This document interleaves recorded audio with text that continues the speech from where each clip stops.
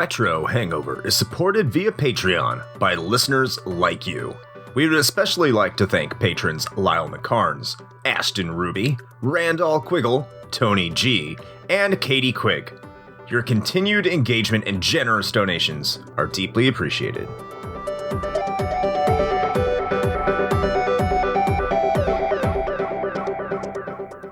Open your ears and crack some beers. You are listening to episode 83 of Retro Hangover.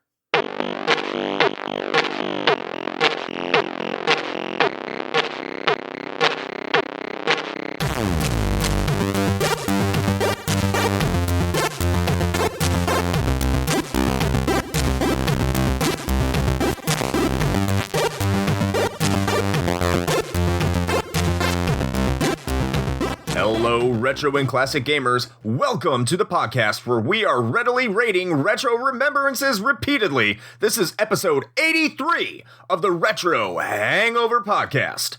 I am who some call the Gigolo of Jacksonville, your co-host, Chris Copleen, with, as always, your host, Shane Rose-Tinted Dick Dragon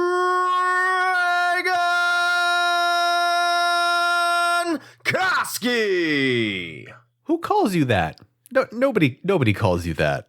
I would beg to differ. Paul Romalo calls me that. Paul Romalo of the Region Free Gamers calls me that. Oh, okay. Yes. All right. I guess that's fair. That just reminds me of that song, and I can't for the life of me remember who the artist was now, but it's a classic rock song where it's like some call me the gangster of love, and the rest of the band is just like, yeah, nobody calls him that. No one calls him the gangster of love. I did not choose this name for myself. It was bequeathed the name upon me. chose you. Yeah. Yes, it chose me. It was bequeathed upon me from our good friend Paul Romalo of the Region Free Gamers podcast. And I do appreciate it. I'm glad you think of me as your gigolo. You can't buy me though. You don't have enough money. Just keep saving though. Maybe one of these days you can afford a plane ticket for me to go up to where you live, and I'll be your gigolo for an additional fee as well. But we're not there yet. You're not there yet, and I'm just not that desperate. For a list of our services, please visit gorpfans.com. That's pretty accurate. Yes. So Chris, how have you been? What have you been up to? You've been playing any of those things that the kids call the video games? I have been. Yeah, I got the platinum trophy for 13 Sentinels. And I'm not sure when we're recording it, but like I said last time, speaking of the Region Free Gamers podcast, I'm going to be doing an episode with them for a deep dive on it. I've also recorded a rapid fire review that should be coming to our patrons here in the near future. But just to give you just a brief summary, yes, it's a good game. I thought it was a good game. It's not perfect. It had some issues, of course. Ones that I couldn't easily overlook, but overall, just because I thought the plot was so good, I'd recommend it to anyone who likes adventure games. But of course, I get a little deeper into it on both occasions. Other than that, I've been playing a game that will be coming out in our next episode's game, because I've never played it before, and it's a doozy. It's something else. Sure is a thing. Yeah, I don't want to get too far ahead of ourselves, but it's going to make for good conversation. So make sure you tune in to our next episode in 2 weeks for that, which we will have our special guest Seamus, who will be joining us, and maybe I'll get my wife in on it too. No promises there. I'm not going to promise that, but it can happen because she definitely knows more about the subject matter for our next episode. Way more than I do. That still definitely gets my vote. I want her to be on the show and act as the Simpsons comic book guy. Yes. She's not going to be able to really help out at all in the video game aspect. She's just going to be there to check everyone's sanity, I'm sure. How about yourself, man? Yeah, so, okay. I have this same problem, really, where... So, in our Discord, we have a channel called Currently Playing, where you can talk about the games that you are, currently playing. Yes. And I feel like I can never really participate in that conversation all that much because lately, most of what I have been playing has just been for upcoming episode content. So I can't really talk much about it for fear of spoiling anything, I guess. Mhm. And so I guess I'm looking forward to a little bit later in our recording schedule this year. I think we're going to hit a run of games that I'm more intimately familiar with. So I will have some time to play other things that I have sitting around. Like, well, thanks to our lovely patron Ashton's suggestion for the D&D episode we did a little while back, I bought a copy of Dark Alliance for my PS2, which is still sitting over there, waiting for me to start playing that. And also, thanks to some gift cards and also a holiday sale, I now have another whole batch of games on my Switch that are installed and ready to go that I haven't really touched yet either. But as far as what I have been playing outside of the things I can't talk about, I did finish Trials of Mana as insofar as what I would consider to be finished. I'm not going to do a new game plus or anything, but Not going to get the platinum. Boo. I am not. No. Yeah, the platinum that doesn't exist on a Nintendo platform. Yeah. That's true. But yeah, so I thoroughly enjoyed it. Like if I had the time, if I didn't want to move on to playing something else, I definitely would do a new game plus in it. I enjoyed it that much. I will say that. And so that was a good time. I was not expecting the epilogue portion of that either. So that was kind of a nice little bonus there. And then outside of that, it's not really too much other than just the usual. I'm still kind of plinking away at the good old Genshin Impact a little bit every day, and I've been playing Star Wars: The Old Republic with a couple friends of mine on a fairly regular basis. So I hit level cap with my Republic Smuggler this past week, so I've been working on getting him geared up and stuff. So yeah, I got my HK murder droid as my companion, so good times all around. So you're just sticking with those MMOs for now, huh? Kinda, yeah. Like I wouldn't really consider Genshin an MMO necessarily. I only have time in my life for like one MMO style game, and so that's pretty much Old Republic right now. It's what ended up replacing World of Warcraft Classic for me. So yeah, and that I can understand what you're saying. That's hard to really talk about what we're playing. That's kind of like the curse and the blessing of having this extra content valve that we can just kind of dump things into. I don't want to say dump things into because we put quite a bit of effort into these things. You just throw it into the dumpster. Yeah. Here, let me just here's some crap, peasants. Thank you for your money. Yeah. But it's like all the games I have coming up that I'm going to be playing, because now one thing is now I honestly have to do a queue of games that I have planned, because this is a project and this is a project and this is a project. On one hand, it's a kind of a pain in the ass, but on the other hand, it's kind of organizing my gaming life, which I think is positive. So I'm not just haphazardly diving into whatever I look at next and get distracted from where I wanted to go with it. But on the other hand, these segments are just going to be more dry, and it's going to sound more of an advertisement and try to milk money out of people and say, hey, join our Patreon so you can listen to our stuff. Yeah, we ain't going to talk about shit here. No. I don't even get out of bed for less than a Patreon donation. So. Donate. You want to hear our stuff? Give us money. And we'll just dump it to the feed. Yeah. Well, I mean, the things that we do like rapid fire reviews on, like I'll still talk about those because that's not a secret. Like, then there's a chance that like we may not even talk about it. Like, will I do an RFR about Dark Alliance when I get around to playing it? Probably, but that doesn't mean I won't mention it, you know? Absolutely. In any case, we are going to be talking about good games today, and only good games, because this episode, the best games, tremendous games. Yes, that, believe me, that's what they tell me. But these are all older games, because I'll get into that later. But this is because this is a Patreon poll topic from our lovely patron Randall, who suggested this topic and won. And this was the first ever vote that we did for all the submitted topics. And he won the very first one. And the topic, of course, as you've seen in the title card, is our top 5 favorite games for each of us. So that'd be 10 games. We're not just going to say, here's the top 5 for Shane and Chris, because what we realized is that we have absolutely nothing in common when it comes to our top 5 games. I don't even think we have... That would never happen. Nothing. And they're not even... I think even our honorable mentions are completely different. Yes, they are. Completely different, yeah. There's not a single shared game that we hold to acclaim. And there's no acclaim games either. So that's good. Mine are all just LJN games. Top 5 LJN titles. Of course, they were the best. So, of course, what do we mean by retro games? So, if you're a listener to this podcast and you're listening to it now, well, duh. It means that we are looking at games that are at least 10 years old. So, anything going back to early 2011 is on the table to be selected.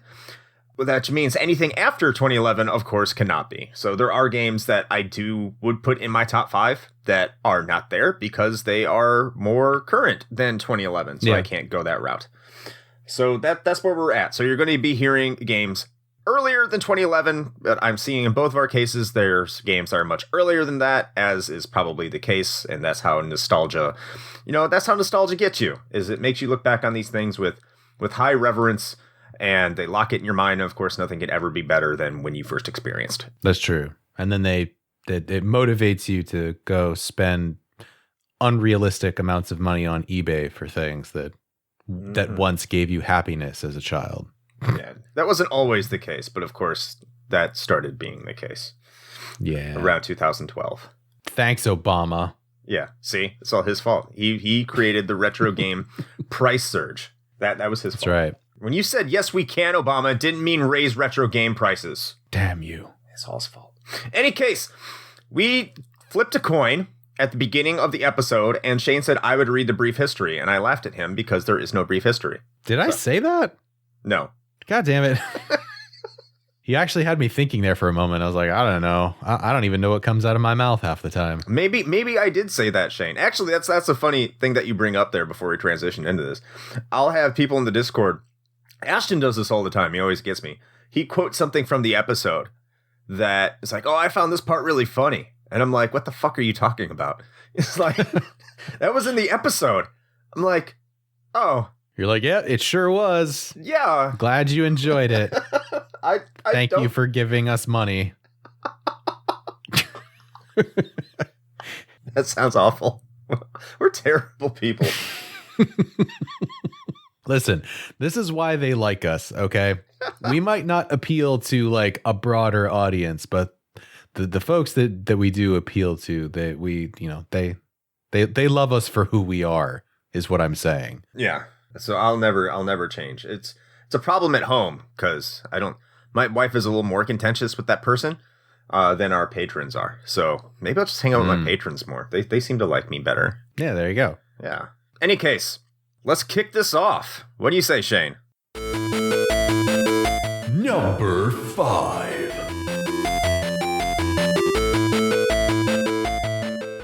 All right, coming in at my number 5 favorite retro game of all time is Super Mario Galaxy for the Wii. Now, you might be asking, why am I not picking Galaxy 2? That's because I haven't played Galaxy 2. So I don't even think Galaxy 2 is over 10 years old anyway. I'm not sure. In any case, why Super Mario Galaxy? Why not Super Mario 64? We all know why I'm not picking Sunshine. Why not any of the other Super Mario Brothers? Because this is the only Super Mario Brothers game in my top 5. And that's because, first of all, Super Mario Galaxy is a fucking good game. True. It's absolutely fantastic. Probably the best 3D platformer I've ever played. Granted, I haven't played Galaxy 2 or Odyssey, but this game just gives me so much joy, and I want to focus on that. And when I say joy, I mean when I sat down and played this for the first time on my Wii, and I can't remember if this was back in 2007 or 2008, but I remember just sitting down and playing this game and feeling the same feeling a kid gets, like when I was a kid, and getting excited about playing a video game. I hadn't had that feeling in so long. I was just dead on the inside with video game internalized hatred, and I wanted my next scruffy white guy, gray and dirt colored shooter so I could go play more. That got dark real fast. Yeah. And I was like, oh, wait, games can be fun again. And it's more about the feeling that Super Mario Galaxy gave me when I played it, and when I continue to play it, it puts a smile on my face. And coupled with the gameplay, because I really do think it's a much better technical game than Super Mario 64 is as well. And it should be. It's, almost 20 years older than it. Right. 15 years older. I don't know. I would hope so, yeah. Yeah. It should be a better game. It is a better game, and it definitely gives me the feels. It gave me the feels as a new game. I can't laud it enough as a 3D platformer. Yeah, and I think that just by and large, I think that's Nintendo's that to me, that's their niche. That is their service to the world, is that while the rest of the AAA publishers and those kind of folks are out there trying to push the pixels with the ray tracing and the boom boom guns that go bang, we can always count on Nintendo to just be like, but what if you just had a fun little romp with some colorful creatures? What about that? And I'd be like, you know what? I feel you, Nintendo. Oh yeah. And it didn't rely too much on the wiggle physics. That's a huge fucking plus, yes. Even though you could use the wiggle physics, and you could use the Wiimote, obviously, because they were going to do that. Rosalia is a character. I don't know if I care too much about it. She's a good character. A lot of people do like her. I don't care much about the characters in a Mario game. I'm sorry. Just not my thing. The loofahs, I don't know. They're not called loofahs, are they? The star characters. I'm calling them loofahs. The things you take to the bath.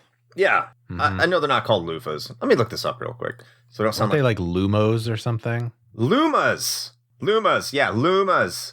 Lumas, they're cute and they're adorable, and you feed them and they become fat. They unlock new stuff.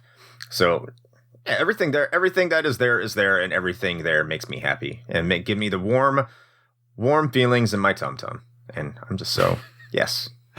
Well, I think what's great about this is that right off the bat, our number 5s could not be possibly more different. So Chris was just like, this is one I just really like because it gives me all the warm, fuzzy feelings inside. And then my number 5 is Silent Hill 2. Yeah, that makes you feel happy. It does. Well, it does for me, but not in the same way at all.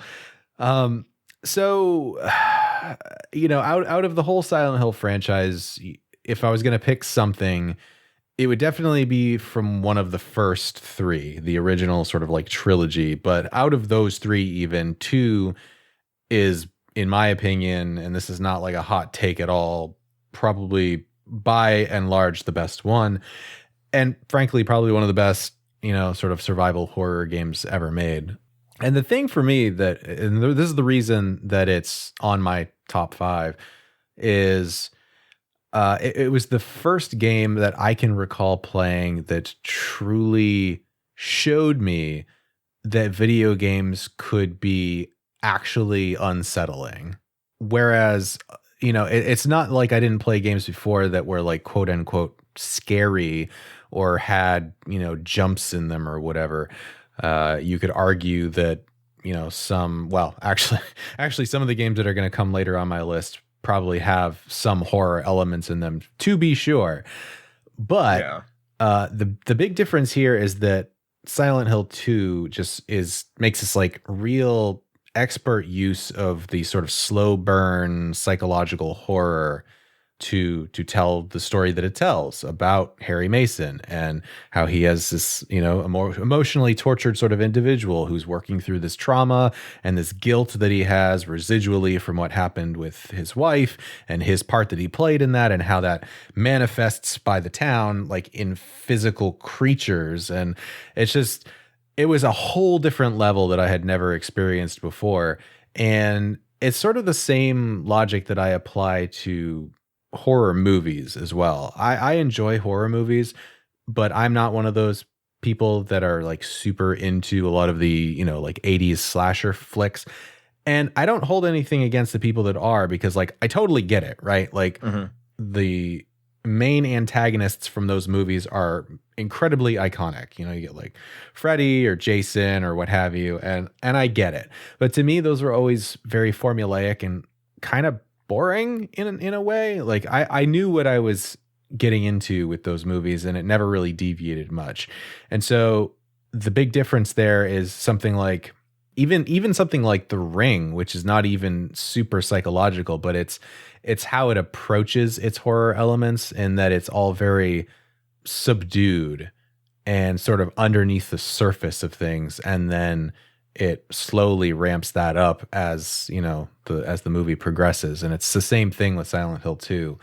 And yeah, it was just something that left a huge impact on me, and it's one of the games that caused me to do a very deep dive into like the lore behind it, where a lot of games or game series don't do that for me, but this was definitely one of them. Yeah, and Silent Hill 2 is definitely a landmark game in survival horror, or just horror games in general. Mm-hmm. It's probably not the first game to do the kind of psychological horror that it aims to do, because I believe I Have No Mouth and I Must Scream went for that type of horror vibe much before absolutely. Silent Hill 2 did. Mm-hmm. But Silent Hill 2 brought it to a much more mainstream audience. And this is not the kind of game that the mainstream audience should be getting, because this is the kind of game that you can do a deep dive. You can do like a bachelor's level thesis on the meanings behind every single thing in this game. You could probably make an entire college course dedicated to this game and the meanings of the enemies and what James is thinking. Mm-hmm. Even though you said Harry. Oh, I did say Harry, didn't I? Yes, you did. Well, that's left over from our Silent Hill episode. Which was my fault there. Yeah. But when I called him Henry. But yeah, Silent Hill 2 is definitely worth all the praise it gets, and it's just one of those games that if you really want to get your mind working, I could definitely see this being a top 5 game for anybody. Number 4.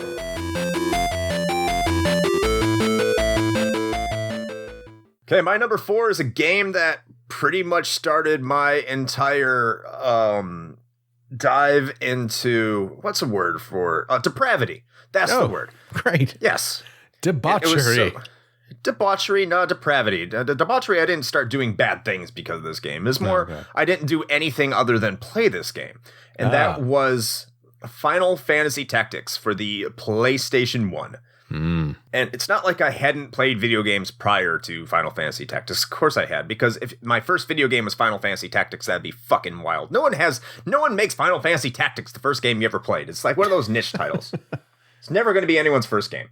But the way you conducted battles on an isometric grid, of course, that was nothing new, but the class system and how you could change your characters and the amount of flexibility that you had with your party, and the angsty story about essentially how you have to go kill Jesus. That was something that really appealed to me as a teenager. It didn't apply to me because I didn't kill Jesus. Killing Jesus? Okay.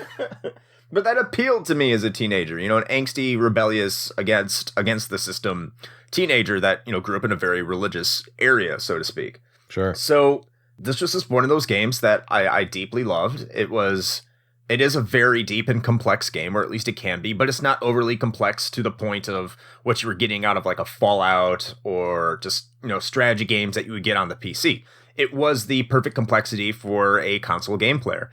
When you look at other strategy RPGs that were more well known at the time, specifically Shining Force and, the Shining Force series, because that's really the only one I can really think of. There's also Vandal Hearts, but I don't think a lot of people played that. But Final Fantasy Tactics was definitely the step forward the strategy RPG genre needed, or at least a lot of people liked and appreciated. I haven't gone back to this game a lot over the years, just because once I know I start playing it, I'm not going to stop.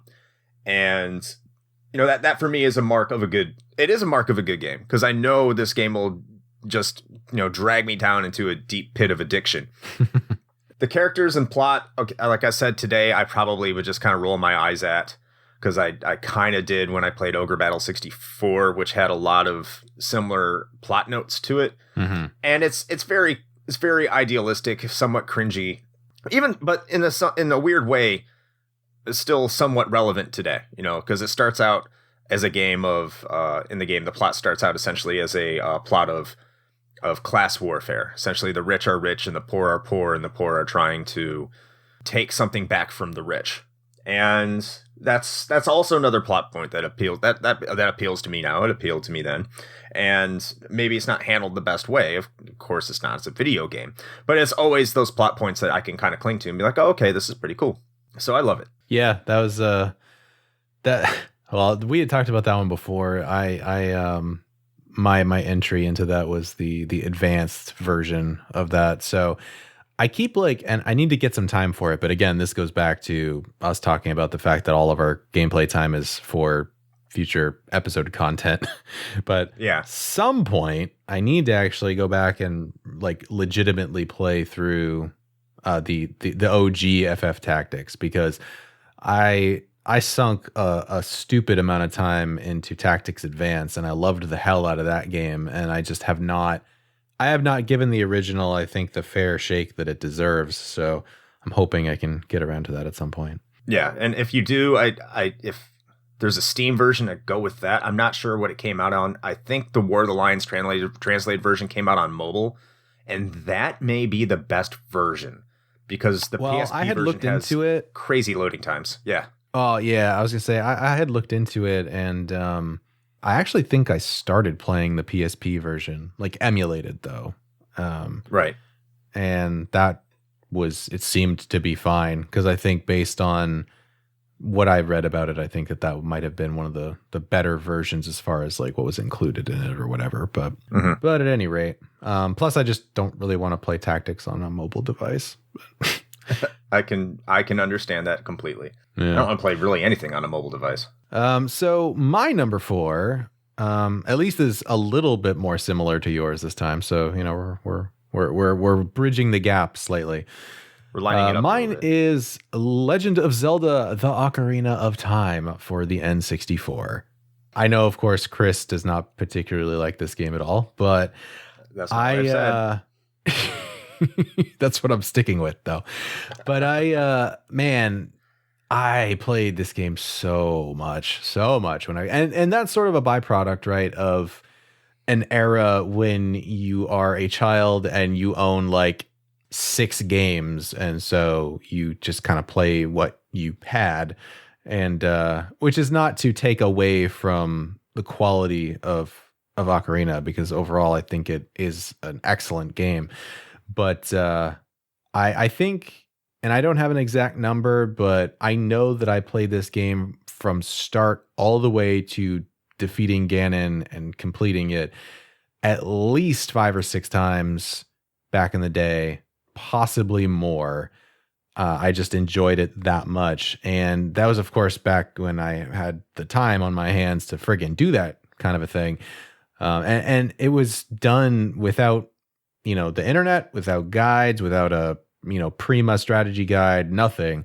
It was just learning new things every time I played through it, which, of course, to 35-year-old me now is insane. But, again, to be a child once more, I suppose. But technically speaking, this was actually my first Zelda game that I really, truly played, because I never owned Link to the Past for my Super Nintendo for whatever reason. I don't know how that worked out. And I didn't own any previous Zelda titles. I never had the NES entries.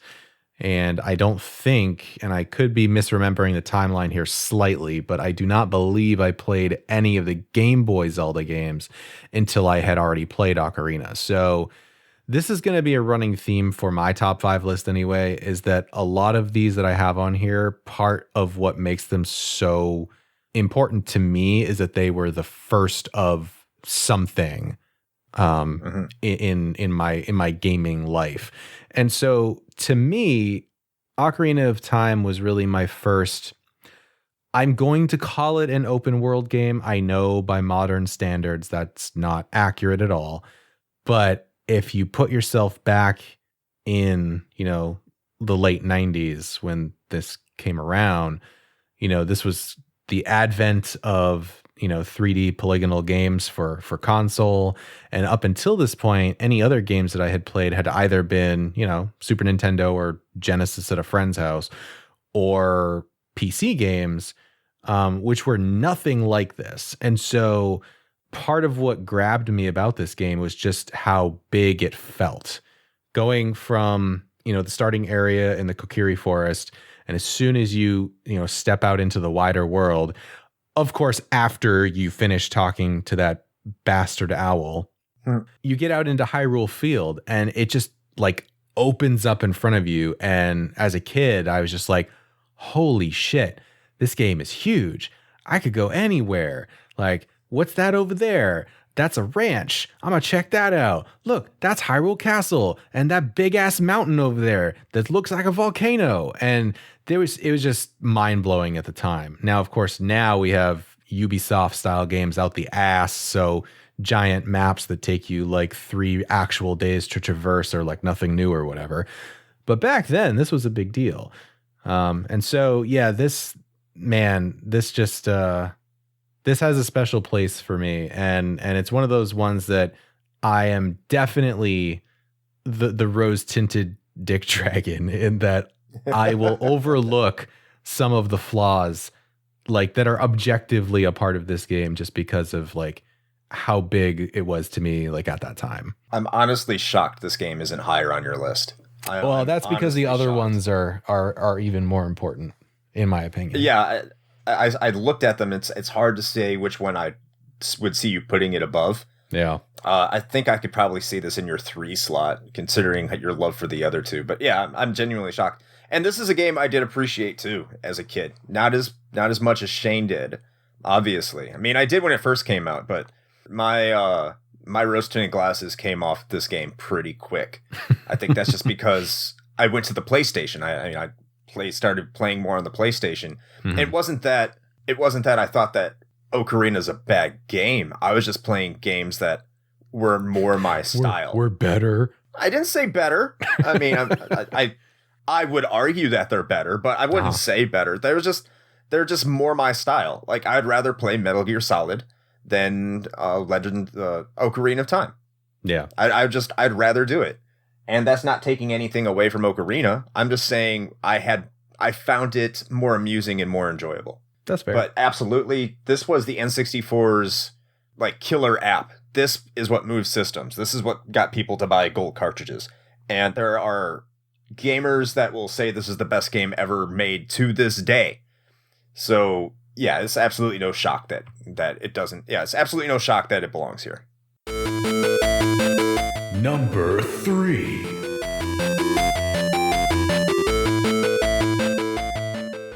This one for me took me a long time to really warm up to, and that game is Final Fantasy IV. And this game is on everything. It's really hard for me to say which version really solidified this being my favorite Final Fantasy, and on this list, my third best retro game ever. My third favorite retro game ever. And that's because, when I played this on the Super Nintendo, I really did love it. I really did enjoy it. But back when it was Final Fantasy II, I was always saying, oh, Final Fantasy VI is, well, Final Fantasy III then, but that is the best game ever made, best RPG ever made. And what I found with Final Fantasy IV is every time I went back to it, I enjoyed it more and more and more. It was just, there wasn't really anything I could really fault it on. It has a very basic and simple plot, and it has a very dynamic battle system that was, the first of its kind with the active time battle. Mm-hmm. But it's also extremely linear. You have very rigid ways that you can construct your party, because you're not constructing your party. The game is telling you what your party is going to be, and that's part of the linearity.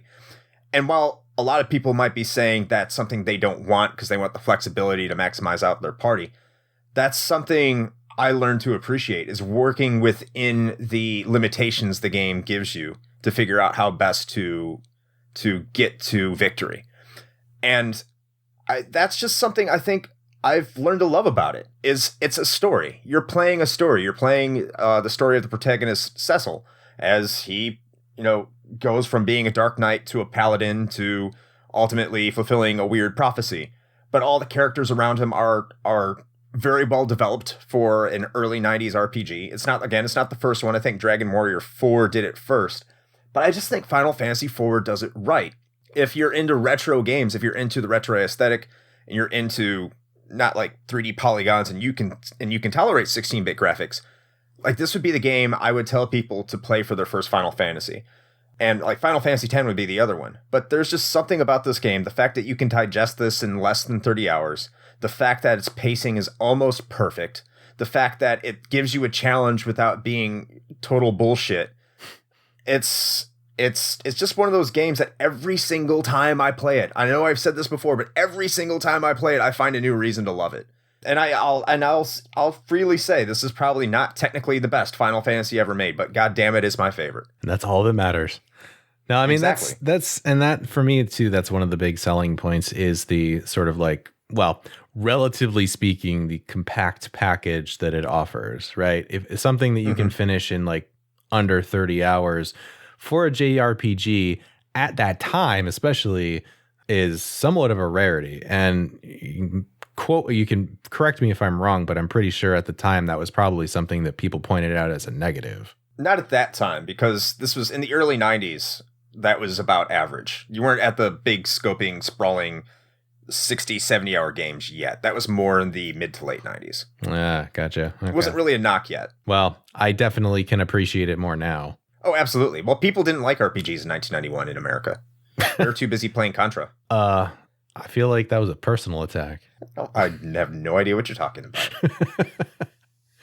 All right. Well, my number 3 is quite different, but it is Teenage Mutant Ninja Turtles 4, Turtles in Time, and definitely not Hyperstone Heist. No.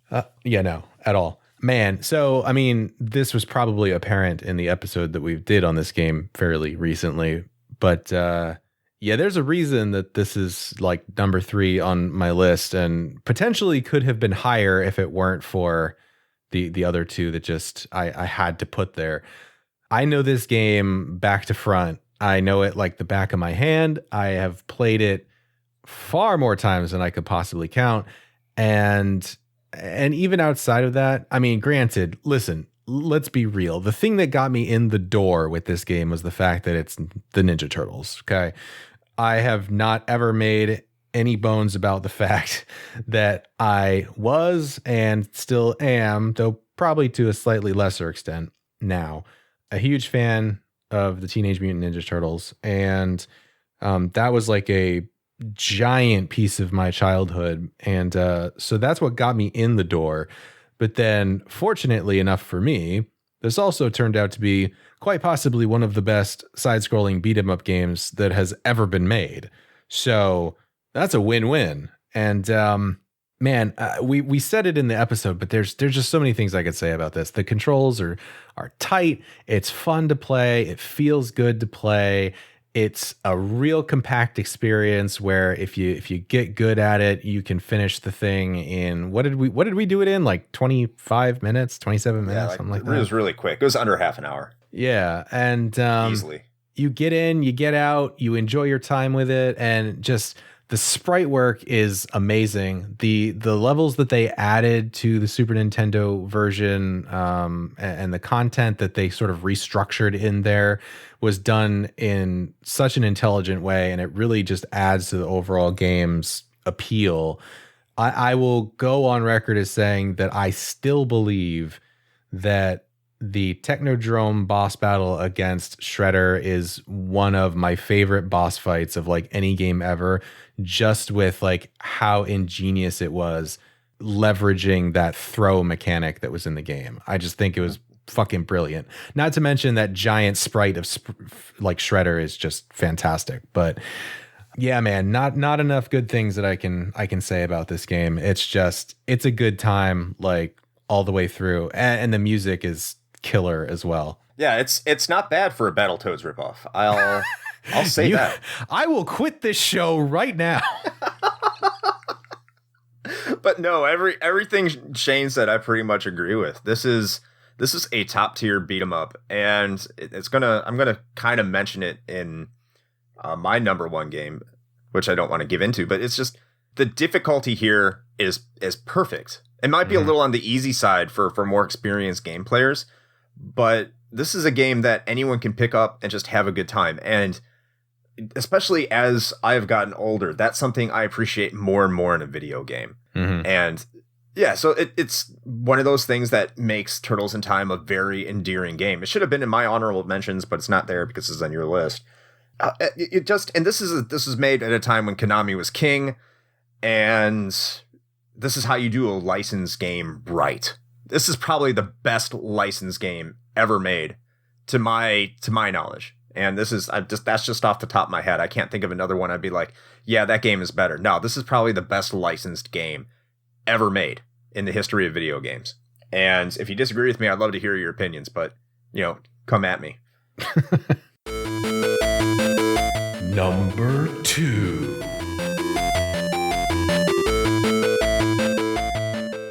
Hey, guess what? What? Shocker. It's another Squaresoft game. Wow. I did not expect this turn of events. Three RPGs. 3 RPGs. 3 Wow. PGs. Yeah, by the same company. It's a real shocker here, people. I know. I'm really shocking you. And you know what's even more shocking? I'm just gonna pick a really obscure game that no one who loves RPGs ever talks about, to great. the point of near obsession. Yeah, let's hear it. They never talk about this game. Yeah. I'm sure no one has heard about it. It's a game called Chrono Trigger. Ah, yes. Okay. Chrono Trigger. Yep. Yes. Have not heard Chrono of that Trigger. one. Don't make fun of my inability to speak. Damn it. But it's Chrono Trigger. What can I say about Chrono Trigger that other people haven't? The graphics are gorgeous. They're beautiful. The plot is charming. The characters are charming. They're endearing. You care about them. The time travel mechanic works, and that's a real hard plot mechanic to make work, because a lot of people just screw it up and they somehow make it seamless. Not to mention the music. The soundtrack to this game is sublime. It's unimaginable how good this soundtrack is for a Super Nintendo game. And it's always made me wonder, for RPGs, is this a better soundtrack between this and Final Fantasy VI? Because those, God, it's probably, I would say, for many people, and of course, just go on the internet and look up fucking Chrono Trigger, and every person who loves JRPGs will have this somewhere in their list of all-time greats, if not at the very top. And for JRPGs, this is at the very top of mine. And again, just like Final Fantasy IV, it took some time for me to admit that. It took me a couple times to go back and play it to finally say, yeah, I'm an idiot. This is definitely better than Final Fantasy VI. It's just an overall better put together package. And it goes back to exactly what I said about Final Fantasy IV. You can go and you can beat this game in under 30 hours, but it'll feel like a lot longer for the good reasons. Like, you'd be like, man, that game was so long, but I had a great time the entire way through. And it's like, no, it's 30 hours. Like, wow, that felt longer. Like, I put in a lot more time. I was way more invested. That's special. That's something that's special that you don't get in video games too often.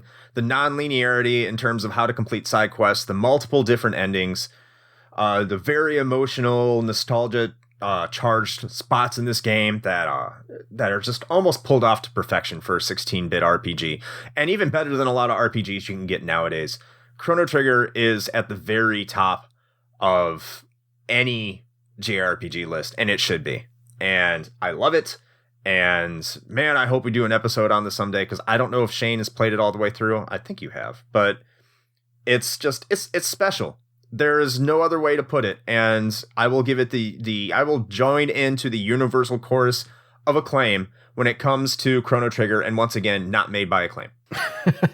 Well, I hate to burst your bubble there, but this is actually, as far as this game being on the top of people's lists, this is pretty far up on the top of my list of gamer shames, in that I have not played this game. I've played it for like maybe 20 minutes one time. So I should probably do that at some point. Now it's going to be, you get it overhyped because everyone has just showered praise on this game forever. And it's like now God tier, and you're going to play it and like, yeah, it's okay. Yeah, I mean, probably. It's like I never could get hands on it like when I was younger because no one I knew like owned a copy, or if they did, they certainly weren't letting anybody borrow it.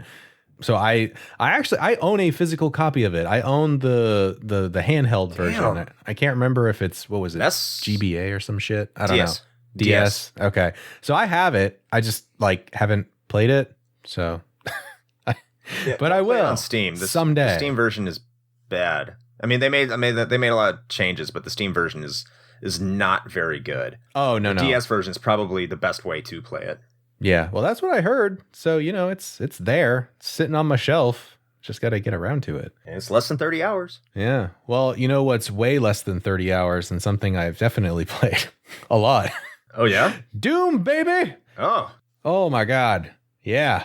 I'm all about that ripping and the tearing, knee deep in the dead, yo. Like, this game was like, and probably for better or worse, frankly, if I'm being like honest about this, but Doom was I'm going to say like a very formative game for me. So this was one of the first ones that I owned on the first family PC that we ever bought. Sat in the living room of our house. I was a Windows 95 machine, and I remember going to what was the equivalent of a Sam's Club at that time? I believe it was BJ's Wholesale Club or something like that.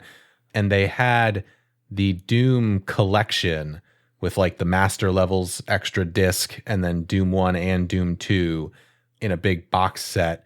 And it was like on sale for like probably $10 or something. And I ended up picking that up, and it was the beginning of a beautiful thing. I had played a little bit of Doom before that because I got my hands on the free shareware version of it. I would imagine that most people listening to this show know what shareware is because we're all old enough to remember that. It doesn't exist anymore. Yeah, no. So I'm sure that there are some folks that have no fucking clue what that is. Just go Google it. It'll be a gaming history lesson for you. You're welcome. But that was actually kind of my introduction into FPS games, because I can't really recall anything that I would have played before that, because I didn't play Wolfenstein 3D until like after this, and I hadn't played much of anything else. I didn't play like Duke Nukem 3D or anything like that. So this was really my entry into FPS games. And not that I'm a huge FPS guy anyway, but this also coincidentally kind of set a standard for me for FPS games that has been pretty hard to match ever since then. There are some that do other things well. Like at some point, we are going to talk about like the OG Call of Duty and its brilliant single player campaign, as well as like, Medal of Honor and things like that. And there are games like that do that well, where they tell like a really great story, but also happen to be an FPS. But this game was less about the story and more about just the amazing gameplay. And that's kind of the standard that was set for me. It's something that you can go back to even now and just have a fucking blast with it. And that's no pun intended, but and even especially today, now you can throw in like the HD mods on that thing, get it in like full like widescreen with like updated graphics, and like it's still such a fucking fun game.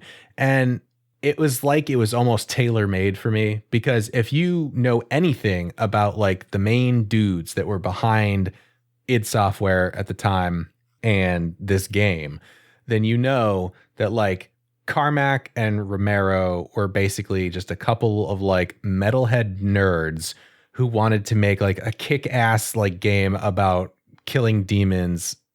And that's exactly what they did. And that shit was like right up my alley. And I cannot recommend the original Doom and Doom 2 enough to anybody who is into, first person shooters or things like that, because if you're one of those like Call of Duty dudes and you have not ever played Doom, you're doing yourself a disservice, because it's one of the best damn first person shooters that have ever been made. And I would argue that for a lot of reasons, I don't think it's been topped for what it does. Yeah, that's I think you make a good point for what it does. The frantic, frenetic kind of gameplay that you get in that style. I mean, it's definitely a marked jump over Wolfenstein 3D. It's a much, much better game than Wolfenstein 3D, which did it first. And even as someone who's definitely not into Doom as much as you are, and we had an episode on this, so go back and listen to that where we do talk about Doom. It's a little older at this point, but this is a game you can easily pick up and play and enjoy. And it's a harder game, but even if you have a bad skill level like me with it, because I'm not very familiar with it and I just suck at first-person shooters anyway, I can enjoy it and I can appreciate it. And that's, like I've been saying, that's a mark of a good game. If you can go in there and just have a good time. And you can do that with Doom. Not so much with every other first-person shooter, as you've heard my opinions about that with Halo. And I'm pretty sure if we go into a Call of Duty game, it'll probably be similar there as well. So, yeah, Doom, in terms of what's presenting to you, I can see that perspective. I could probably see a lot of arguments from the people who played, like, Quake. I could, a couple of those other games. I could, too. Quake almost made my list, too, by the way. But yeah, but those people aren't here today, so fuck 'em. So fuck.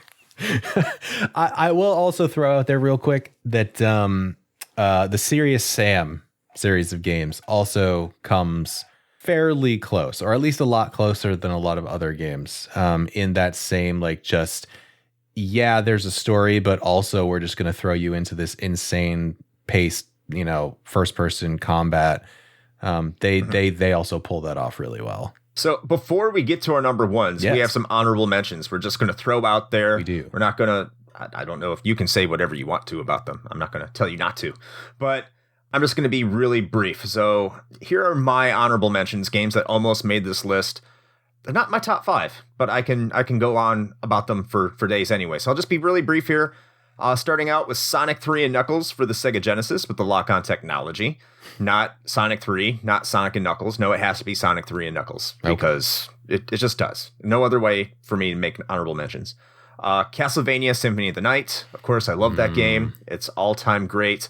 It was really hard for me not to put it on this list, but just didn't make it. Mega Man X, probably the best Mega Man game ever, and I still have a blast with this to this day. Super Mario World, best 2D Super Mario game. You can hate me all you want to. It's better than 3. 3 didn't allow you to save. Super Mario World does. Yeah, what? No, fuck that. Like, there are a few hills that I will die on, but that's one of them. Super Mario World is definitely better than 3. I don't care what anybody says. Way better. And I'm just saying it from the ability to save. Super Mario Brothers 3 is way too long to just sit down in front of a TV and play today. I know a lot of people are going to hate me for saying that, but you know what? I think you're wrong. And Super Mario World proves my thesis because they allow you to save in that game. So they knew that they made a game that was too long too. Especially if your key feature is fucking warp whistles in order to reclaim your progress.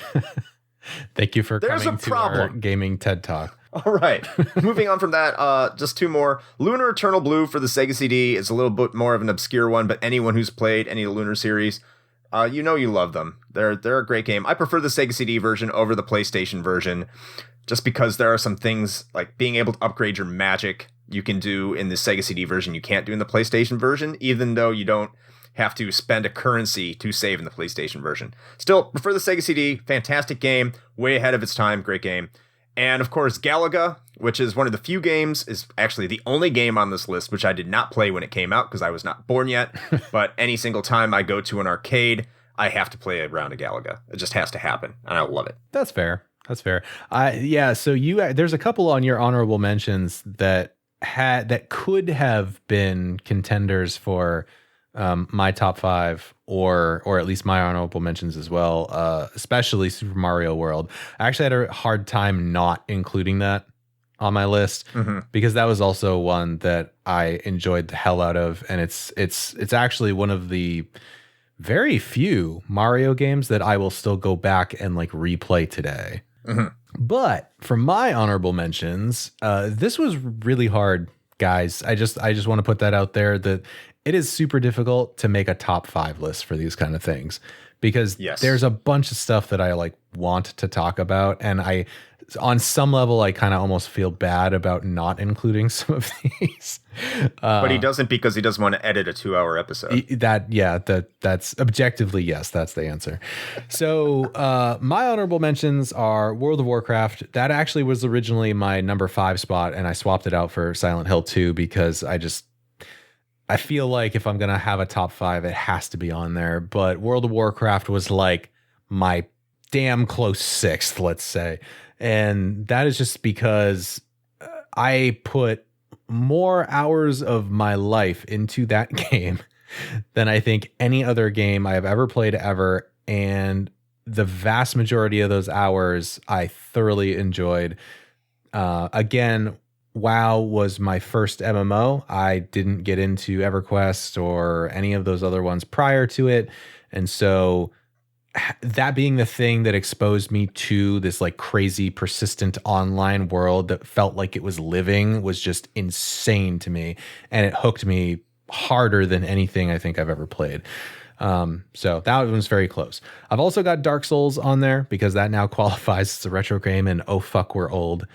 Yes. I've got Contra 3 because that was another Super Nintendo title. It's right there with Turtles in Time as one of the other like SNES games that a lot of people consider to be hard that I just played the shit out of, so I can beat fairly easily, which apparently is a thing. I didn't know that, but we talked about that before, so check that out. And I got Half-Life on there too because that is an incredibly important FPS just in general, but also to me, but for very, very different reasons than Doom. Like Chris was saying, Doom does the fast frenetic really well, and then Half-Life, in my opinion, does the like actually telling a story and building out this sort of like world around it extremely well, especially for the time. And then finally, I've got GoldenEye on there because that was just such a fixture in the gaming space for myself and my friends at the time. We spent so many like sleepovers with an N64 and 4 controllers just shooting and slapping the shit out of each other in GoldenEye 64 that it could have been in my top 5 list, but it was very close. So those are mine. And I've seen this guy play GoldenEye at just casual retro meetups, and he just slays people. I almost won that competition too. It wasn't like he was just like, I haven't played this in like 10 years. I don't think I'm going to do too well. And he just mows down the competition. It's all gone. Those damn kids don't know about the GoldenEye. I still got it, I guess. Yeah. Yeah. Well, yeah. Number 1.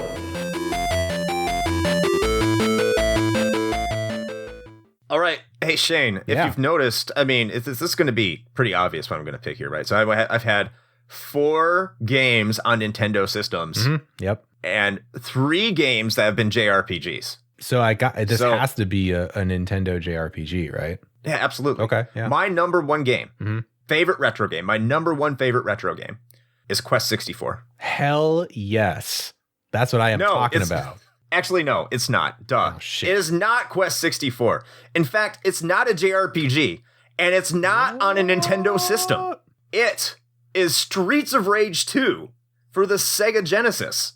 Is my favorite retro game and favorite game ever made. And you might be asking, and that's why we're on a podcast, because you're wondering why. You might be asking why. Why is this your favorite game, Chris?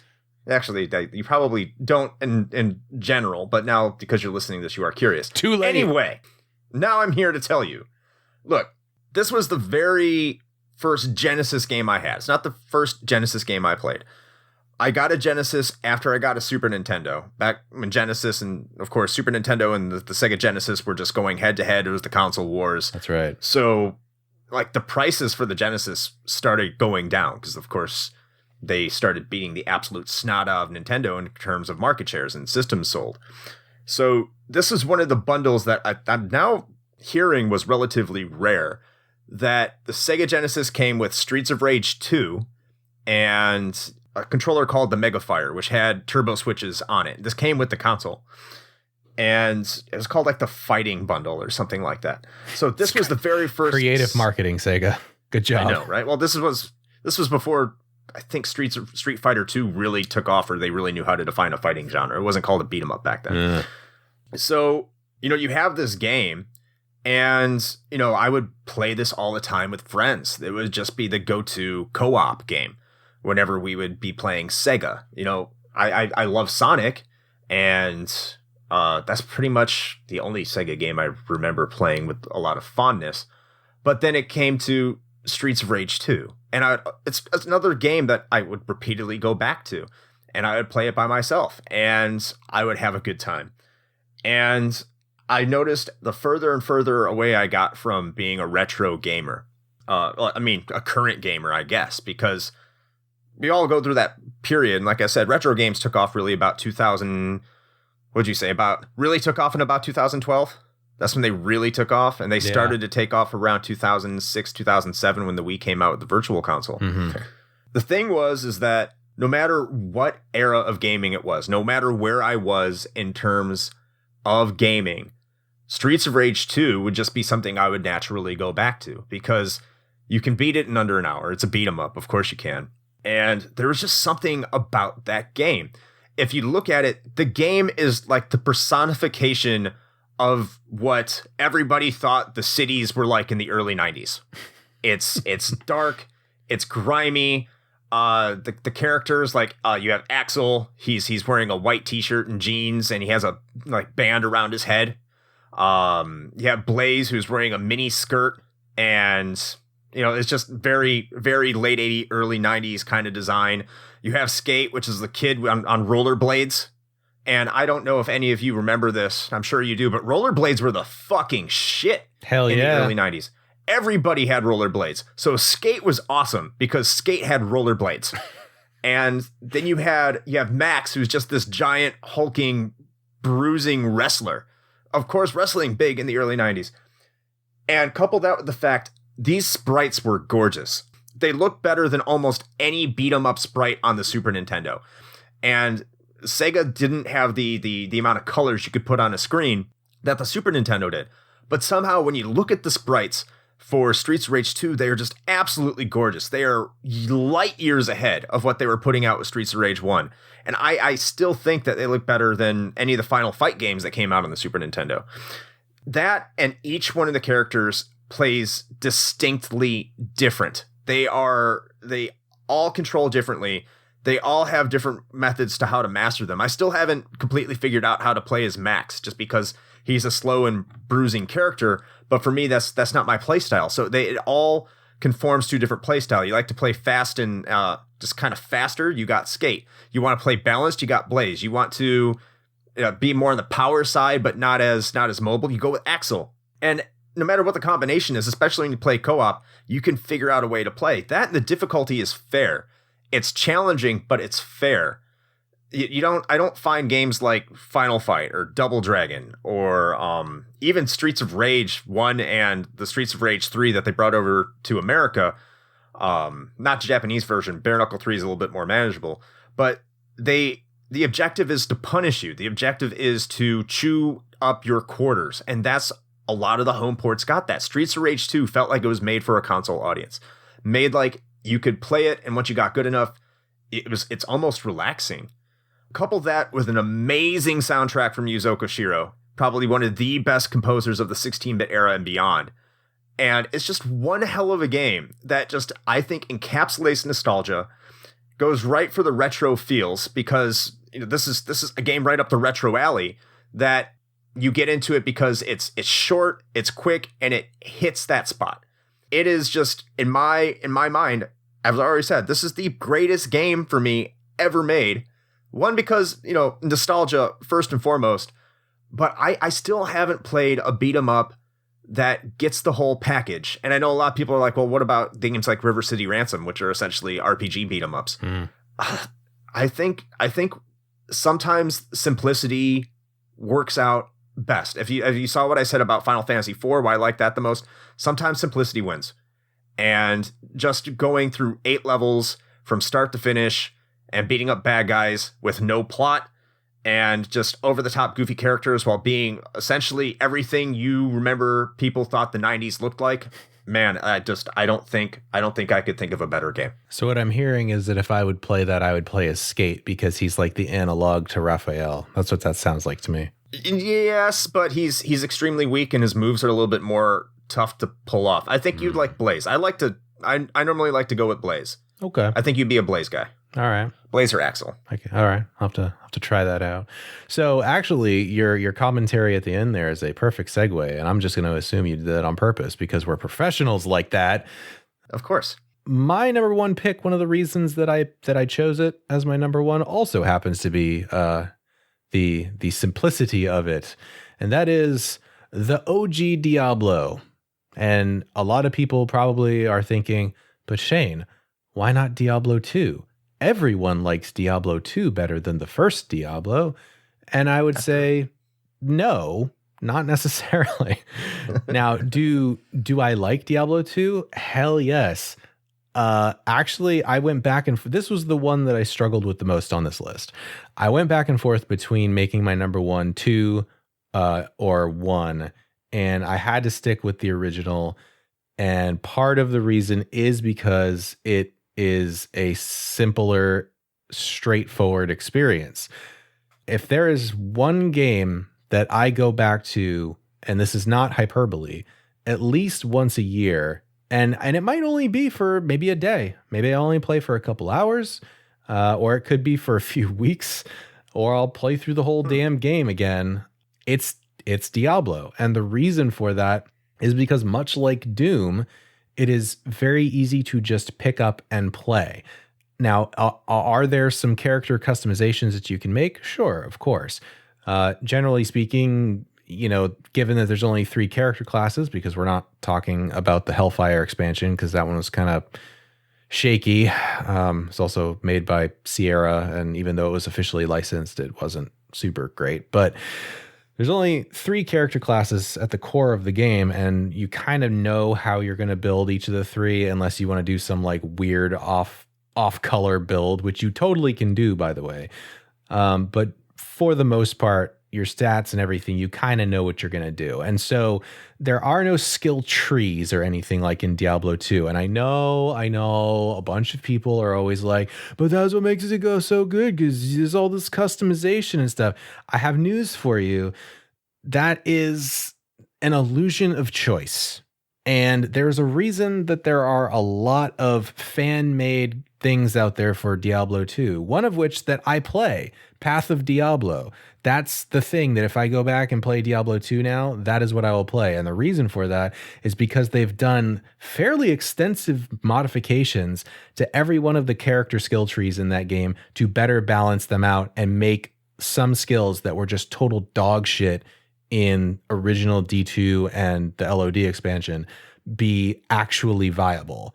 And so there's a lot of complexity that goes into D2 that certainly has its place, and I enjoy it for what it is.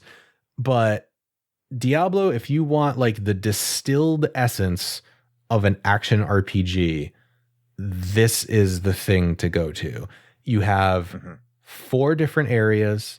You have 1 town. Everything takes place in the town of Tristram, and that is it. You have a small cast of characters from the villagers and Deckard Cain, and then everything is self-contained within 16 levels of randomly generated dungeon split across 4 different zones, and that is it. And to me, that is like the perfect action RPG experience, because it is not trying to be fucking Path of Exile, where you have about 8 billion skills to choose from and you have to look up a walkthrough before you even roll up a character. It knows what it is, but it gives you enough variability in the randomly generated levels, as well as the, randomly generated loot that drops. And there's plenty of loot, even in the first Diablo, to satisfy that, primal need to just collect all the shinies. Which I definitely have. And so for me, that's why it's my number 1, and that's why it beat out Diablo 2. I didn't put Diablo 2 in my honorable mentions because I knew I was going to talk about it here anyway. The last thing I will say about the original Diablo is I really do believe that this is one of the reasons that I have such an affinity for dark fantasy sort of worlds is because of what they built in the original Diablo, in the town of Tristram and the dilapidated cathedral, and then the backstory.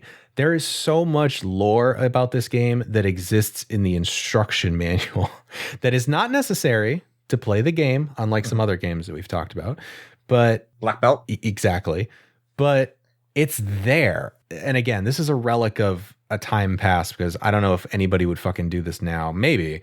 Not that instruction books are a thing anymore anyway, but I still have my original Diablo instruction booklet, and that thing is like creased and worn at the edges because of how many times I just read the damn instruction manual, because of the in-universe lore that they included in that book. And I really, really honestly believe that this is the thing that really got me into that dark fantasy kind of stuff. It's also part of why I ended up liking Dark Souls so much, which, as a related but slightly tangential thing, I thought about the other day. Somebody mentioned this, and I just realized that if this game were to ever be made, I could probably die happy. But Blizzard, please just make a Diablo game, but in the style of Dark Souls, and I will be a happy man. That's all I need. Please, and put thank on you. mobile phone. No, please don't What? Don't do that to Why? me. You have phones. You have phones, don't you? I do, but no, I don't. I don't want that. Just some quick things about Diablo. One, I agree with you. I'm, and it's one of those things that ties into Final Fantasy IV. Like, why do I like Final Fantasy more than Final Fantasy X? Is because Final Fantasy X might be the better one, but I just like Final Fantasy IV more. It's the same way with Diablo and Diablo 2. I'm 100% with you on that. And you're right. Simplicity. It's there. And I think that's something, as I've alluded to earlier, it's just something you appreciate more as you get older, going back to these games, just playing games in general, especially when you're going to go back and play a video game. Absolutely. An older one. So I can definitely understand where you're coming from, man. And also, I never thought I would say this, but having played it recently, especially with some of the quality of life improvements that they made, I think I actually like the PlayStation version better. That's sacrilege. I know. I know. I think we have quite a few people who listen to this podcast who are more PC guys. I think they just threw their phones down in disgust. Yeah, well, now they can't play the new Diablo game, so. No, but legit though, like there are some actual really good improvements that were made in the PlayStation version that made me think like, fuck, why was this not in the original? Like, just being able to walk faster in town is such a small thing, but such a huge quality of life improvement. And the fact that they were able to port a point and click ARPG over to the PlayStation and have the UI work as well as it does, it's honestly, I was impressed by it. Like, going forward, especially now that I've got all of my totally legal games in a conveniently packaged handheld device, I may just end up getting my Diablo 1 fix from the PlayStation version going forward. And nice. I know it's sacrilege, but now I know what to get for you for your birthday. PlayStation. The number one retro game of all time, according to Shane, is Diablo for the PlayStation 1. Yep, that's it. All right, so that's our list. I'm sure you have yours. If you come to our Discord, bit.ly/RHPchat. That's right. You can tell us what your top 5 retro games are. Thank you again, Orden, for providing this topic that Orden pretty much I think or Randall. I don't know. Shit, Randall. Depends. Yep. Yeah. He is the artist formerly known as Orden, okay? Yes. So thank you, Randall. Randall Orden. We really do appreciate it. This was the first one voted on, almost universally agreed upon. Thank you for the topic. Just a little bit of a disclaimer. If you ask us for this topic again next year, it could be a totally different list. It could probably change within the next 3 months, just because, man, my nostalgia just ebbs and flows depending on what game it is. There's a lot of games, as Shane said, that could have easily been in my top 5 that were in the honorable mentions.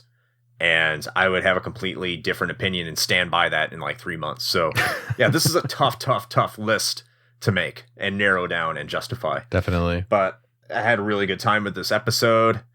So Shane, yes, what are we plugging before we get out of here? Yeah. So you already mentioned the Discord, so you got that one covered.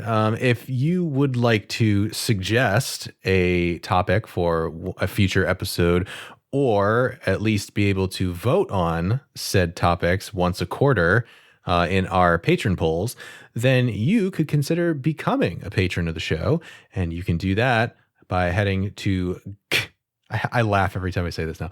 Gorpfans.com. Thank you to our existing patrons for convincing me to register this silly domain. That's GORPFANS.com. And if you're wondering what is that, well, Gorp is our wonderful mascot dragon, the eggplant dragon, as it were. And so you can go there and check out the Patreon tiers and choose one that so fits you, and we would be, of course, forever grateful. We do have the merch store that is always open. You can go grab yourself a t-shirt or a mug or a bumper sticker or a cool trucker hat, and you can do that by going to bit.ly/RHP merch. And what else we got? I don't know. You usually talk about the Twitch stream. You want to talk about the Twitch stream? Yeah, sure. So first of all, before I get to that, we're on all the social medias. Just type in Retro Hangover. Well, the major ones, Facebook, Instagram, and Twitter. We're there. Also, our Twitch streams on Sunday at 9 p.m. Eastern Time. That's the time that we are in Florida. You can find us on twitch.tv/Retro Hangover. We start around 9-ish. Sometimes a little early, usually a little late. But we'll be there playing your typically retro game themed of the week that is in relation to our episode. Sometimes we go off the beaten path. It's just kind of hard to get to. But in any case, come and join us. We love people that come into the conversations. It makes everything more interesting, especially with the group of characters we got that we love. It just makes it a lot more fun. And we do appreciate the people who are there. But if you're not there, come and join us. And you can also find us on YouTube if you happen to miss us. Just look up Retro Hangover on YouTube, and you can find our videos on demand from our Sunday streams. And we would always appreciate any interactions there. Like, comment, subscribe, smash that like button and subscribe button. Ring that bell. Yeah, because sometimes people don't get notifications because, no one subscribed to us. So you wouldn't know if we posted a video. Aww. But in any case, that's all I got on that made topic. Me sad. All right. Yeah, I know. Well, with all of that being said, until next time, make your joysticks rosy.